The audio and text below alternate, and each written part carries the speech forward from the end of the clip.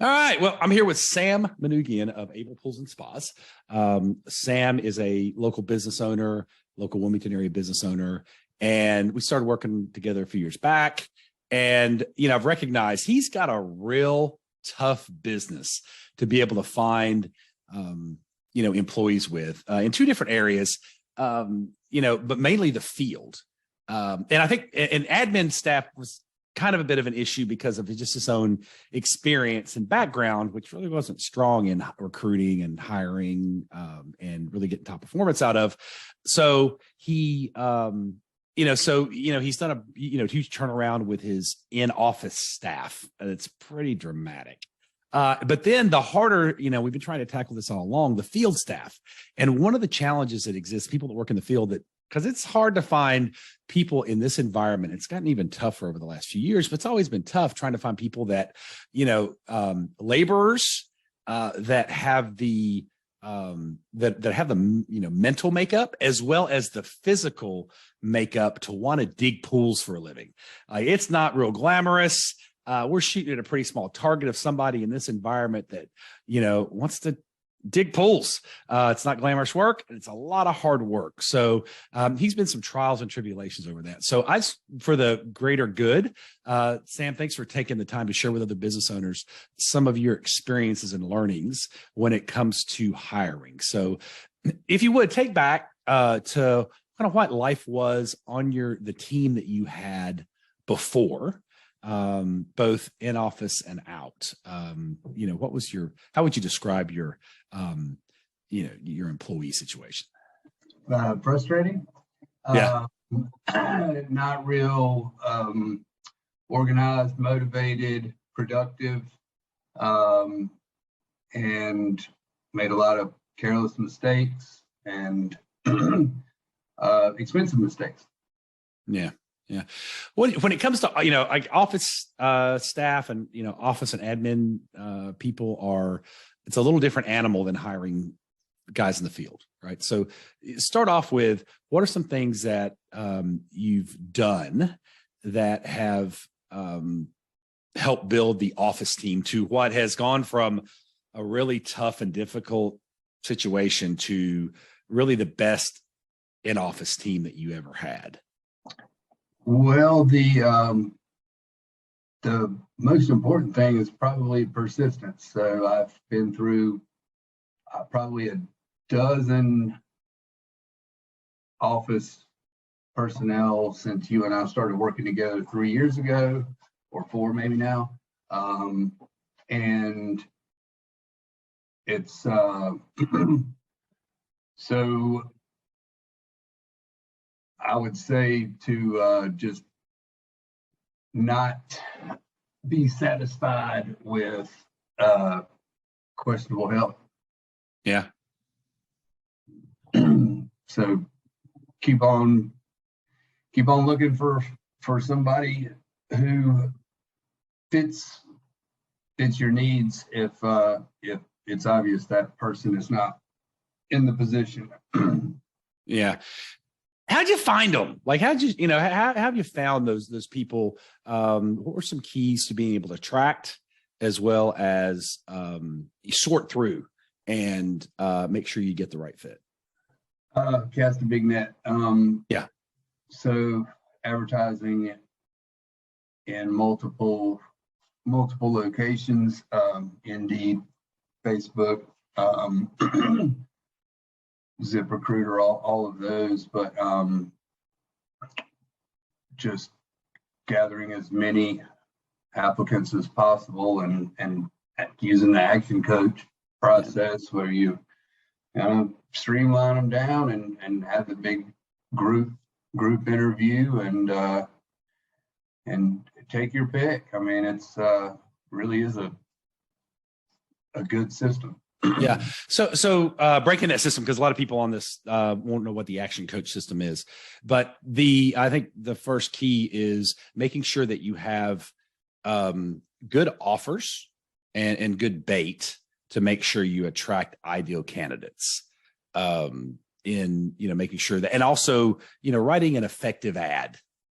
Have you do you see a difference in when you start to make the switch from being the traditional business owner ad, which is, hey, I got a job, here's what I want, and then being able to kind of switch that around to, here's what I have to offer you.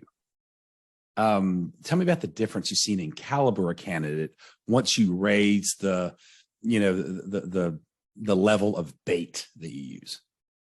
I'd say we got, I mean, definitely better candidates. I don't know how to really gauge it, but when I first bought the business, I was trying to keep things as tight as possible and offering lower wages for what would be considered market value, I guess. And and finally, after a lot of suffering, I realized that good health is worth the money.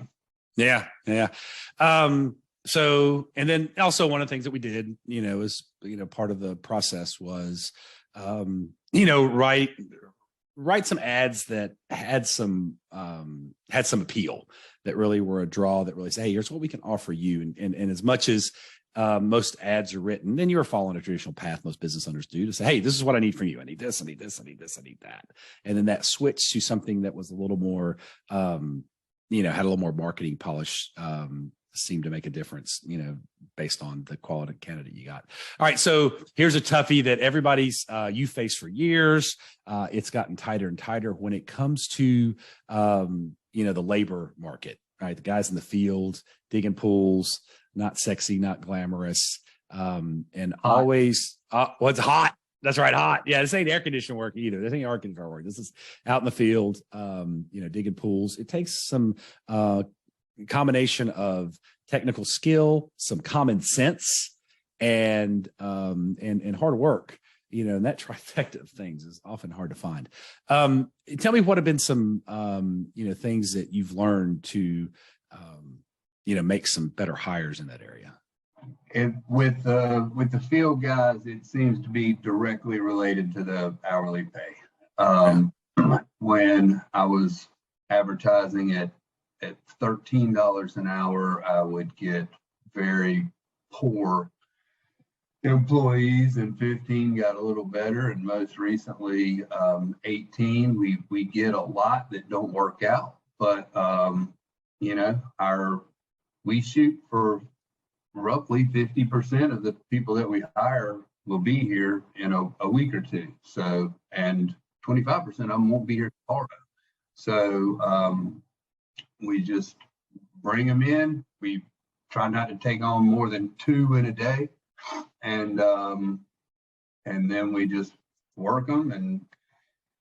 And if they come back and they do have a little bit of common sense, and they work hard, you know, we'll keep them and we'll pay them. And I think we're above average market for no experience pool labor, and really we've got we get good guys when we need them. We do have to kind of sift through some not so good guys, but ultimately we get what we need.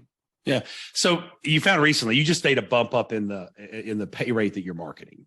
You're a little hesitant to do that for a while because you didn't want to, you know, alienate or aggravate your, you know, existing employee base, that weren't necessarily rock stars, but you needed some rock stars in your team. So you went ahead and broke down and advertised the higher rate. What was the instant difference you noticed in the type of candidate that you got? The applicants just started rolling in. So we advertise on Facebook and Indeed, but we do say you need to apply in person. And the main reason for that is because we have to run a DMV check and make sure that they're allowed to drive a company vehicle based on our insurance standards. And that brings them in the door. So right then we know if they've got a valid driver's license without a tremendous amount of points, I mean, then they come to work, and you know, like I said, have guys ask to go to the bathroom at lunchtime and never come back. And, you know, we've also had guys that we tell them, hey, look, you know, it's just not working out, you know. And usually that determination is made the first week. So if we expect 1.5 times the work out of these guys that we're, you know, paying 1.25 times market value, and it's so far so good. So, and a couple of things there. So, one of the techniques you use is on the labor end, with it's pretty low. It's not, you know, the entry level is not really high skill, to where you could like advertise. They meet the criteria, driver's license. You want to work? Come to work. Come to work. Show up the next day. Let's bring your work boots. Let's show up. And that trial. So what you've done there is, you know, not an extremely extensive interview process, but just, all right, you know, come to work. It's a trial. And you said you'll have people that after a half day to go, this isn't for me. And they kind of deselect themselves, but doing a trial, essentially what you're doing is a trial job. You know, a tryout for the job. Everybody can make it, but no worries. You know, everybody can make it if they want it, but I'm sure that saves you. You find out really quick whether or not they're on track or not. Oh yeah. Yeah. And I think you know, and so also what you find, and there's you know, kind of real quick, went through something that we've talked about a lot, which is, if you'll pay 25% more, you'll get 50% more worker. Is that, did I read through the lines in that? Yeah. And it took me a long time to come around to your philosophy, but I did. And, you know, like I say, so far so good. And the productivity is fantastic. And most importantly, we're not having to go back and do stuff 2 and 3 times because it wasn't done right the first time. So a lot of it has to do with the supervision, but also the guys caring. You know, they're asking for Able sweatshirts, you know, and it makes me happy that they're proud to wear our logo. Yeah. So if I could walk away with, you know, one lesson from all of it, and you have really stepped up, and the same thing happened with your office team. You know, you found you got better caliber candidates or better caliber employees once you kind of, you know, got aggressive on the offering and got a lot more for your money there. So, you know, congrats along the way for taking those steps of courage, and, you know, good on you for being able to for raising the team. I just know it looks so much different than it did 2-3 years ago, both in office and out. And, you know, that was from learning, testing, trying one step at a time. And sometimes when it just doesn't work out, you know, having the courage to cut the cord, even though it caused a little bit of pain in the short term. So, you know, congrats to that, man. I'm excited. And I'm sure what you're seeing is some of the starting phases of it paying for itself, not just by less mistakes, but also being able to get jobs done faster, you know, which puts more, you know, revenue in a year, which more than pays for the little bit of extra labor wage. Did I get that right? Is that what you're seeing? Yeah, for sure. Cool. All right. Well, cool. Sam, thanks for sharing some of your learnings, and hopefully you'll help a business owner maybe work through some of their constraints and beliefs that are holding them back as well. So, man, thanks a lot for sharing.